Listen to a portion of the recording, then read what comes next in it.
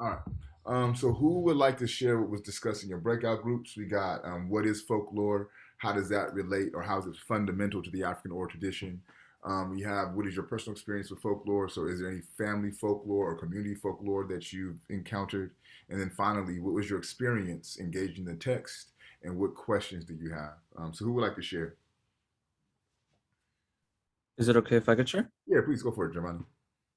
So in our group, so it's for question number two, who we're answering, but we were discussing about like folklore in our family. So from my family, whenever I would misbehave or do something bad in general, my mom would always tell me like, "Oh, don't do that, or else el cucuy will come get you," Okay. which it would be have to be like the boogeyman. Okay. And well, that's what they would just say. It's just like a boogeyman, or they would just say the devil. And basically we're just like from every time I would be scared because she said it would come at night and take me, and it would just tell me to be, it would make me behave better. And from what I understand, either my grandma used to tell this to my mom also, Mm. and it just like passed down through that.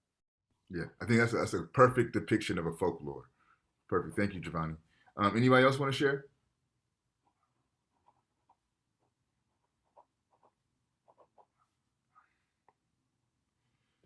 So, what is folklore? Who came up with it? And it doesn't have to be a textbook definition or a Webster's definition, but a working definition of folklore, something that we could all come into agreement with. Did anybody discuss that? They're tales that are passed down generations. Yep, that's a great understanding. And then typically, right, Caesar, they're orally passed down from generation to generation for the most part. What questions did you guys have about the reading? I got a question about folklore. Can that also be like slang passed down as well? Very much so. Like the way people talk and stuff like that? Yep, Yeah. Because absolutely. that's what I understand from the like, because some of my people talk like that. Like they say certain words and they Hmm. cut off it at the end, but you understand what they're saying. You know what I mean? Absolutely. And I think what that is, it's a vernacular that gets passed down generationally, right? That does add to the folklore, but we with the folklore is more about the story that's being told, right? So what you're being attentive to, Ryan, is the presentation of the story or how the story is articulated, and that is something that gets passed down from generation to generation. That's also piggybacking off of our conversation from last week around this language and the creolization of language. So yeah, absolutely. Um, if there's no further questions, I'll jump into my notes.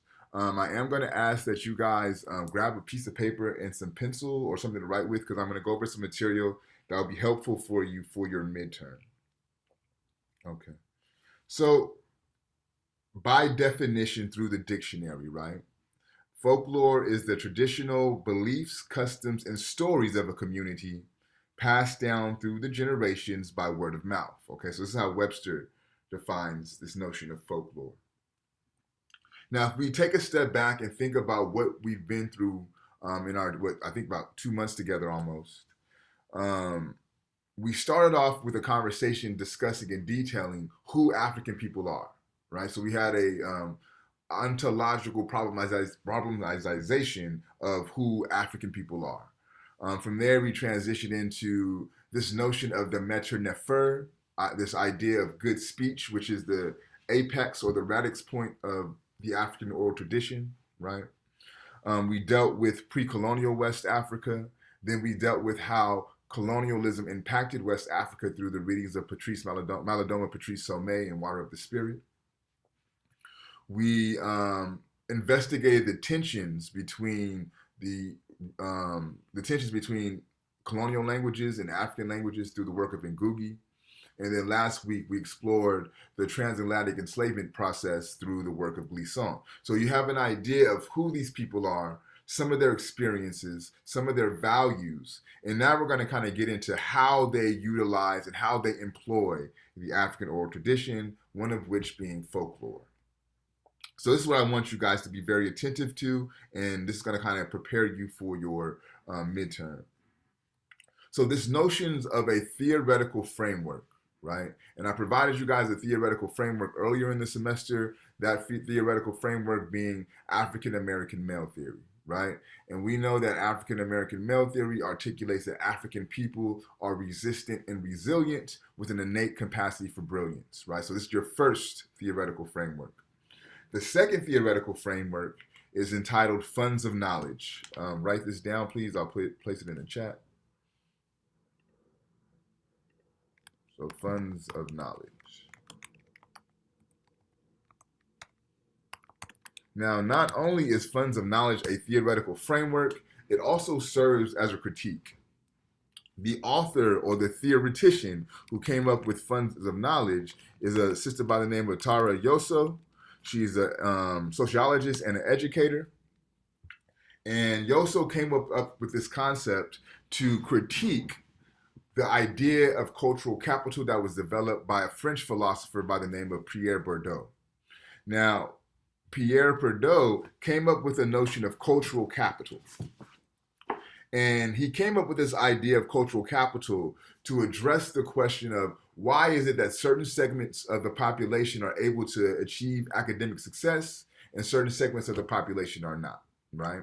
And Bourdieu asserts, or Bourdieu argues, that cultural capital is the reason why some portions of the community are educationally successful and some are not.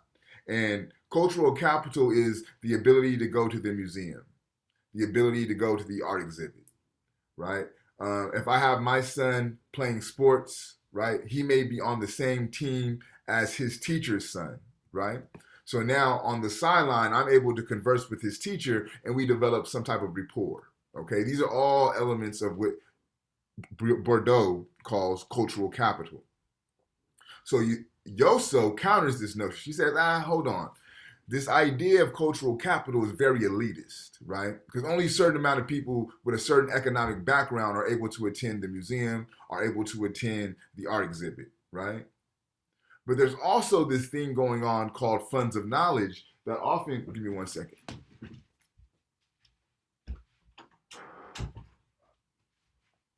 There's also this thing entitled funds of knowledge, right? That often does not get recognized by predominant society. And funds of knowledge is how communities pass down knowledge, epistemologies, again, that often go unrecognized. So for example, your abuela's tortilla recipe could be a funds of knowledge that gets passed down from the generation to generation. Your grandmother's gumbo recipe could be a funds of knowledge that gets passed down from generation to generation. I was always told to be black in this country, you have to work twice as hard and be twice as good to be recognized, right? That's something that my grandmother told my mom and my mom told us, me and my brothers, right? So it's a funds of knowledge that gets passed down from generation to generation. Again, this information is not widely recognized within larger society, so it won't be recognized as a knowledge in schools, it won't be recognized as a knowledge in workspaces, right? But what funds of knowledge does, it speaks to the culture's uniqueness and allows these cultures to understand their place in the world. So to give you a base understanding of funds of knowledge is knowledge that's passed down from generation to generation that speaks to the cultural uniqueness of the culture and allows that culture to make sense of their place in the world. It's a fundamental understanding of funds of knowledge.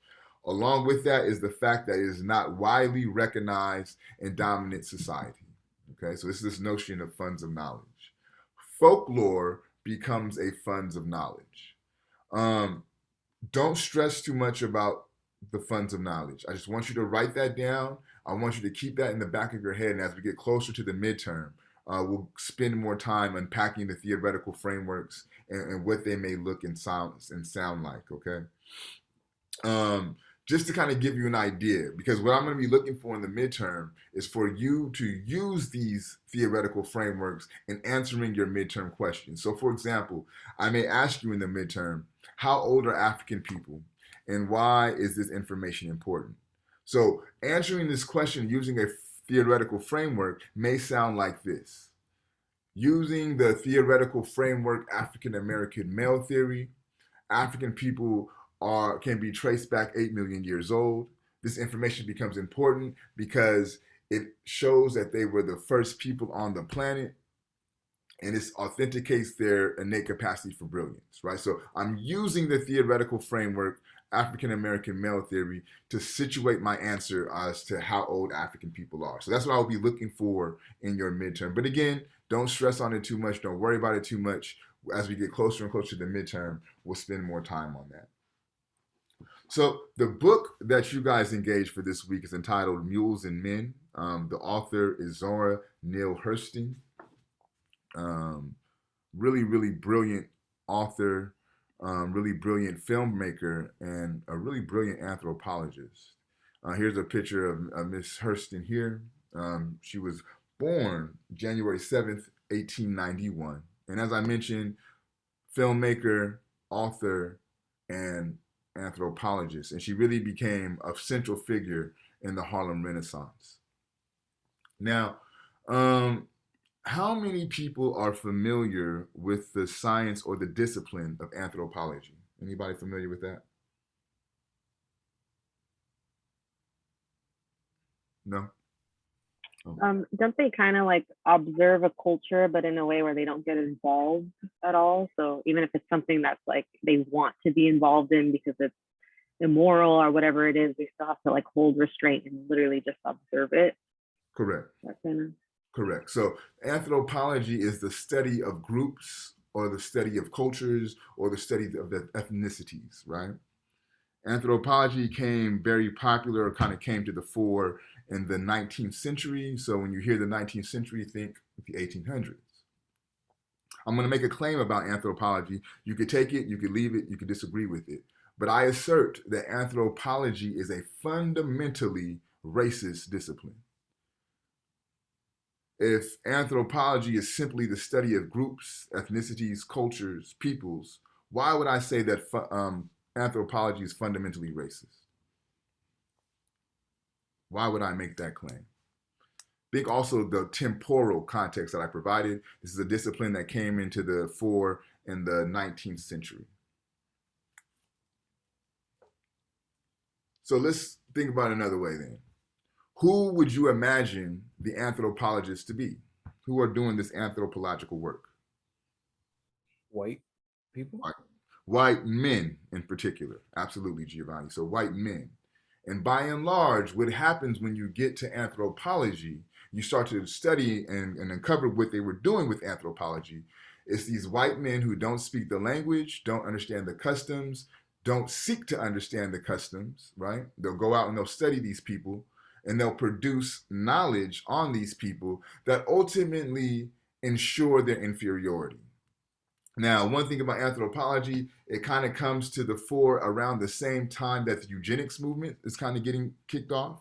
And a lot of eugenics are using the work of anthropologists to validate their work. And eugenics is just the science that says we're going to classify racial groups by the size of their head, which determines their intelligence, right? So Europeans have a certain size cranium, which makes them the most intelligent, followed by Asians, followed by indigenous people, followed by African people, right? So this was the science that dictated and authenticated racial superiority, right?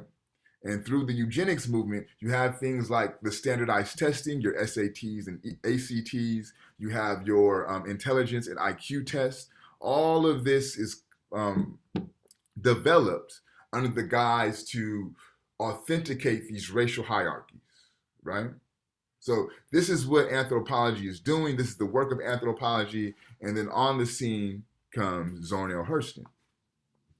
Zora Neale Hurston was an understudy of the father of anthropology, Franz Boas. Now keep in mind that for the most part with anthropology, you're coming into a community that you don't understand, right? And you're trying to make sense of their life ways. Zora Neale Hurston did the exact opposite. So this book is a ethnographical collection of folklore, and she collected these stories from Edenville, Florida, Polk County, Florida, and New Orleans. Now, Zora Neale Hurston was born in Alabama, but her family moved to these areas in Florida where she would go back to do her research, right? Now, these stories were collected around 1927 through 1928. Then she went back in 1931 and 1932 to finish the collection of the stories. But I would argue that this text of Mules and Men is Zora Neale Hurston's middle finger to the anthropology discipline, right? Because what at the time anthropology was doing was studying the other, right? What she went to do was to go back and study her own. So she knew the language of the people, right? She knew the customs of the people. So what she was allowed to do was to get an intimate introspection of those who she was seeking to study, right? Because she was in relations with a lot of these people, right? She grew up with a lot of these people. So they were going to be comfortable around her, right? Oftentimes with traditional anthropology, when they do seek to engage these communities, the communities may be suspicious of them, right? So they may not give them a true depiction of their culture and their life ways. But in Zora Neale Hurston's case, that suspicion wasn't there because they knew she was one of their own, right? So what this is an act of subversion to the discipline of anthropology. What is subversion? What does it mean to be subversive? What does that mean?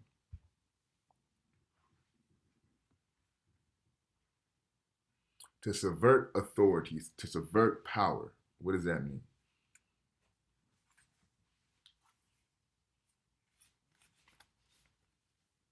Nobody? All right, give me an example. You and a homie is driving. You don't have, you have a warrant on you, right? But you're the one driving. Get pulled over. Boop, boop. Actually, correct that, because that wouldn't work. You're in the passenger seat. Homie gets pulled over. You have a warrant. The red lights hit you, red and blue lights. They ask you for your name, right? You're in the passenger seat. You have a warrant. So you know if you give them your name, what's happening? Your ass is going to jail, right? So what do? You subvert the police's authority, and you may give them the homie's name that doesn't have a warrant. So that way, what? Now you're not going to jail. So what you outdid it, you outwitted, you outsmarted the authority that may be to keep yourself safe, right? So subversion is to undermine authority, to outsmart authority, to outwit authority, right? Subversion is a fundamental aspect of the African experience, especially for those who were experiencing enslavement, right? There's a famous act of subversion of an individual who was enslaved. He got this big ass box, a box big enough that he could fit into himself. He got his little postage stamp, and he's put on the box that it should be shipped up north. I believe even as far as Canada. What does he do? He climbs in the box, mails himself to freedom, right? So this is an act of subversion that allowed this brother to get his freedom. And he used his intelligence to allow himself to get that freedom, right? So this book by Zora Neale Hurston is a subversive act against the discipline of anthropology, right? I see how you guys do it. I see the stereotypes that are produced from the work that you guys do. I see how you're insinuating my inferiority and the inferiority of my people. I'm not going to do that. I'm going to make these people human beings, right? I'm going to share their stories. I'm going to document their folklore and put it on wax. I'm going to put it on paper, right? So this knowledge that gets passed down orally from generation to generation now has a materialism to it, right? It's real, it's material, it can be touched. If you think about the stories that she's telling in the text, or the stories that the people who she's observing are telling, particularly the story of the lion, the bear, and John, that's a story of subversion, right? The bear is using his intelligence to outwit the lion. Because what happens? The bear and John get into a tussle. John stabs the bear. The bear knows that the lion smells his blood and the lion's coming for his ass. So what he do is like, yo, you know who the real king of the world is? It's John. Go fight him, right? So he outsmarted the lion and saved himself to allow himself to survive, right? So what she's doing, again, is meta theory. She's writing about subversion while doing subversion in her actual academic and intellectual work, right? So those are my notes for the reading. we'll transition to our fishbowl. Again, you could talk about your journal. You could talk about what was discussed in your breakout rooms, or you can talk about what I just discussed in my notes. Is there any volunteers to fishbowl? Is it okay if I could go? Absolutely, Giovanni. Thank you, man. Is this your second fishbowl, Giovanni? This is my first. Okay, cool. Anyone else want to volunteer? All right, so I'll call that random. Jose, are you prepared to fishbowl today?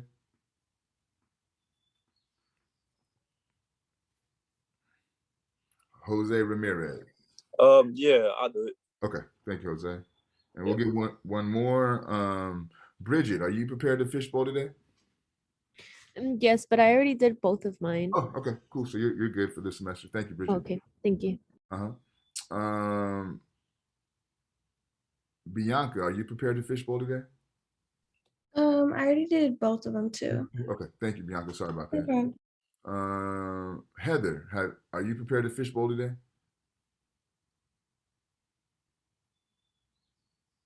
I am not. I'm sorry. So this will be your pass for the semester. I'm trying to get a little gender balance in the conversation. Jessica, have you fishbowled? Are you prepared to fishbowl, I should say, today? I'll fishbowl. Okay, cool. So we'll go with Giovanni, Jessica, and Jose. You know, you guys give me like 2 seconds. I gotta pour some tea up. I'll be right back.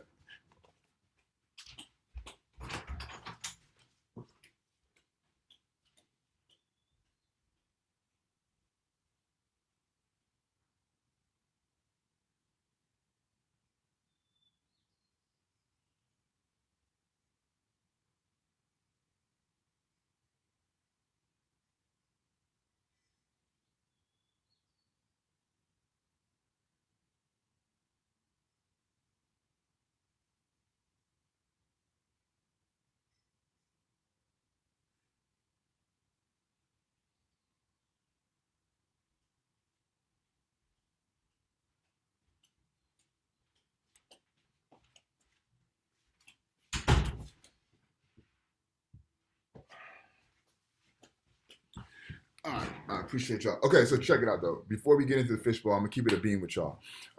Depending on how you respond with me, once we complete our fishbowl, we'll end class early. But I just need you guys to be responsive. I need you guys to engage, and we'll call it a day. So we have Giovanni, Jose, and Jessica. Whoever wants to start it off, it's on you. I could start it off if you okay, if the others are okay. So I guess I could connect this back to question one. I could understand why it is very important for the African people to like have have their culture passed down through tongue, I guess you could say, like through words. Since there was no written language, that was the only way they could be passed down through generations. And this I found this to be very important because I remember reading back in this was like Mayan Aztec culture, how they also passed on to written language. Well, I mean, no, I mean through tongue, and there was a written language, but most of the books were burned down due to like when the Spanish arrived, they believed it was like devil's writing or something. But this was like the apart from that, the only way they could communicate with themselves was through tongue, and I guess this was also with the Native Americans here, since there was no written language. And this was then from what I understand, many of these people like I forgot the name of the president, but when he made I forgot the name of the event when all the Indians were transported or like they were forced to like the trial of tears, I think it was. Yep. Many of the elders died during that, and like they were the one, since they were like considered like the most sacred of the communities, since they were the ones that would pass down like the like how the like all the how the ways, basically like the ways the community would work and all that. And since that was like gone when that happened, like many of those were lost due to that. Yeah, really good point. To kind of go off what Giovanni was saying, I do see how important it is. I think of like kids, and I think they would much rather hear a story being told to them by like, you know, their ancestors or whatever versus reading it. I think it's a lot more intimate to hear it than it's like, oh my gosh, dude, my grandma told me this. Like there's a little more like maybe they believe it a little more, because I think a lot of folklore sometimes has a moral aspect to it. So maybe they, you know, are more in favor of stories like that. It just convinces them a little better to follow whatever the folklore is saying or anything like that. I was a little curious though, because I really enjoyed the whole thing about like going through the whole them eating and everything. I don't know why. I love food. So I really enjoyed reading that part. But at the end of it, the preacher who came, I think that's when I got a little like confused, because I saw, you know, I was reading the beginning half and I understood like it felt like a really like community time or something. I don't know. I really enjoyed that part. But then once the preacher came in, I got a little lost. So I don't know. Real quick, let me address Jessica's question, and I'll let Jose go. So think about it this way, Jessica. Like, so we're reading, and think about what Zora Neale Hurston is doing. Right? She's going down here to produce this ethnographical document about her people and her community. So she's literally going down to Florida. She's literally going down to New Orleans, sitting amongst the people, hearing them tell their stories, and she's just writing down what she's witnessing, right? So they're fishing. They're talking about the proper way to eat fish, the proper way to warm yourself, things of that nature. And then the rain's coming, right? So it's like, yo, let's transition, and we're about to go to this juke or a juke joint or a party, right? So everybody's getting ready to go to the party. She's describing the evening setting, right? The women get done cooking. They're kind of sitting out on their porch. They're enjoying the evening breeze. And then these three individuals kind of arrive on the scene, being the preacher and his two companions, the two women who were singing with him. And what they're doing is they're called, I forget what the actual term is, but they're like traveling preachers. And they just go from town to town, walking and delivering sermons. So all she's doing, Jessica, is just writing what's happening in front of her as she's experiencing. Okay. Yeah. That makes sense. Okay, thank you. No worries. Last class, they had those same questions. So it's actually a really good question. Jose?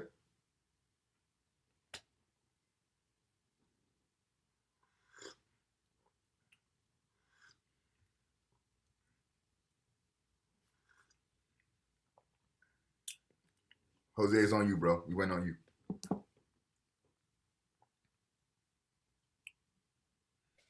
All right. Can I talk about like your notes or what you're saying? Whatever you want. All right. So like in the story, like you were saying about the lion and I think John, how John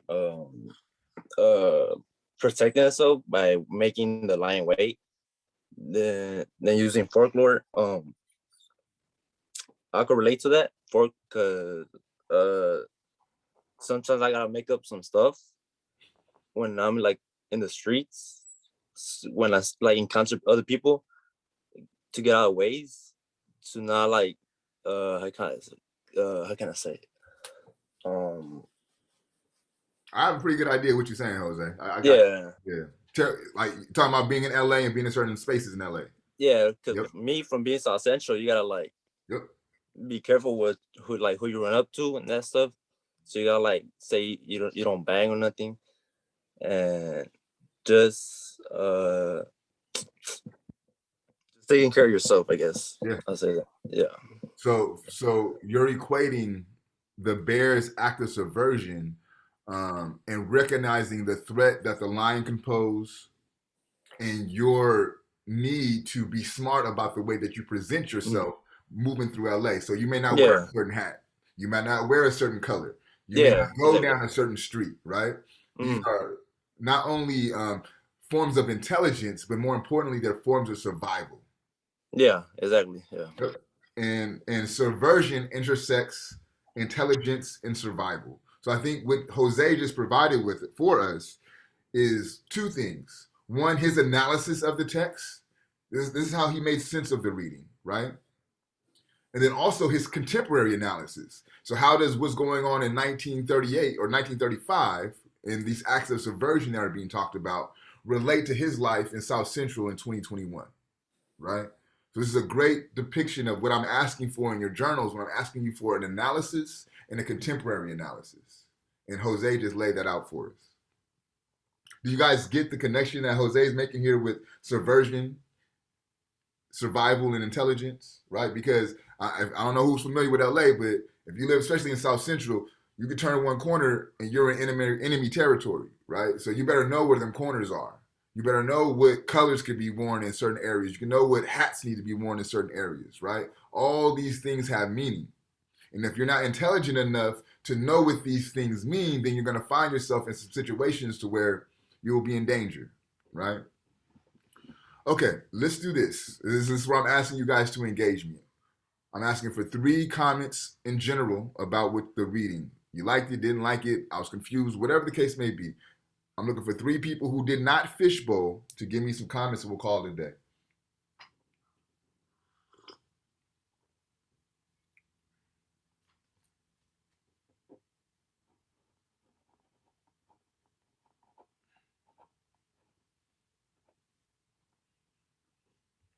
Nothing. Y'all no comments, no questions, no thoughts about the reading?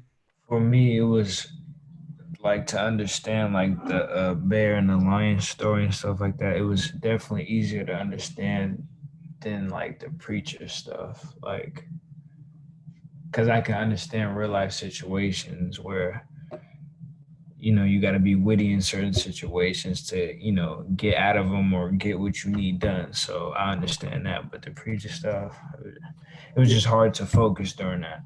Yeah, and keep in mind, like, the preacher is not a fundamental part of her story, right? She's just accounting for what's taking place and what she's observing. So, and I think for a lot of people, it's almost like we're going down this road. She makes a random left. You know what I'm saying? It's 2 separate realities going on. It's the story that she's telling, and she's and the stuff that she's observing with the people in fishing, and then her realization that this preacher is coming on the scene. But I definitely got you, Ryan. Thank you. 2 more people.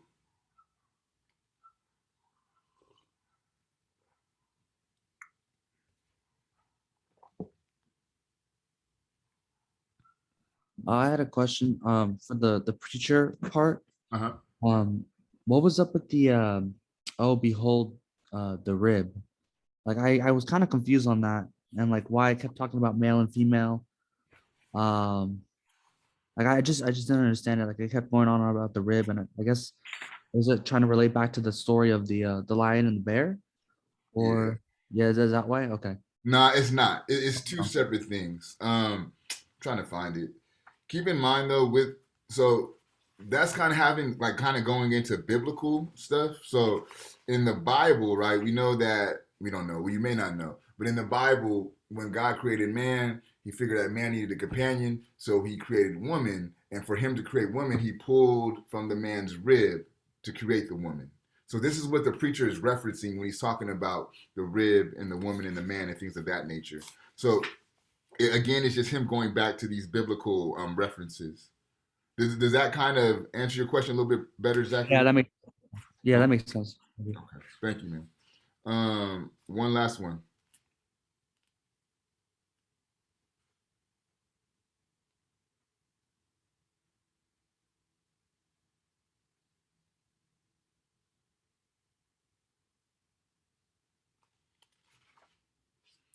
One last person, please. You can call it a day.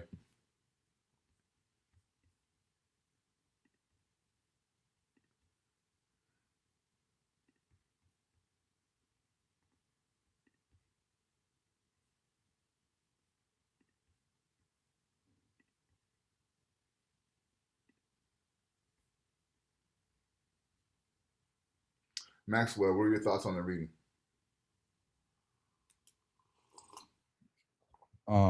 My thoughts on the reading was thought it was interesting when when Malatama was explaining her journey on getting the diplomas for the university. Okay, that's like 2 weeks ago, bro. You're talking about Maladona Somé? Yeah, that's a Oh, I read the wrong reading then. 2 weeks ago. Oh, my bad. Never mind. So we're doing Zoranil Hurston's Mules and Men. So for your journal, Maxwell, you want to make sure you read that and do a journal entry for that, so that way you're caught up. Okay. Okay, yeah, my bad. All good. Ariel, what were your thoughts on the reading? I thought the reading was pretty interesting. It was easier to relate to than like past readings because it actually teaches something that we could use like more often, like how we have to like find different ways to like better ourselves or like protect ourselves, and like it like teaches us like real life lessons. I think it was a good reading. Yeah. And I think that's the work that folklore seeks to do, is kind of teach you these real life lessons in an allegorical format. Okay. So let's all say this week's reading, to me, it was difficult in the sense of how it was written, right? You may have kind of struggled with the phrasings and the words a little bit, but the material, the content was very straightforward, right? It wasn't too deep or too dense. Next week will be the opposite. Very easy to read, very straightforward, magnificently written. It's a beautiful piece of written literature, but the subject matter is very heavy. I'm gonna throw trigger warnings out there. It's gonna make you feel uncomfortable. There's gonna be themes in there that you're not gonna want to deal with, but we're all grown here, and it's just part of the intellectual process. Okay, so we'll be transitioning into the work of James Baldwin starting next week, and we'll spend 2 weeks with Baldwin. So for next week, read Baldwin Going to Meet the Man. So it's 3 PDFs, but you only need 1 journal entry. So read all 3 of these because that will complete the story, but you only need to make 1 journal. So this week we dealt with folklore. Next week we deal with stories. The week after that we'll deal with a letter, right? So these are the forms of oral communication. So again, read all 3, make 1 journal entry, and again, trigger warning, it's going to be some very heavy and uncomfortable material, but we'll discuss and we'll get through it. Are there any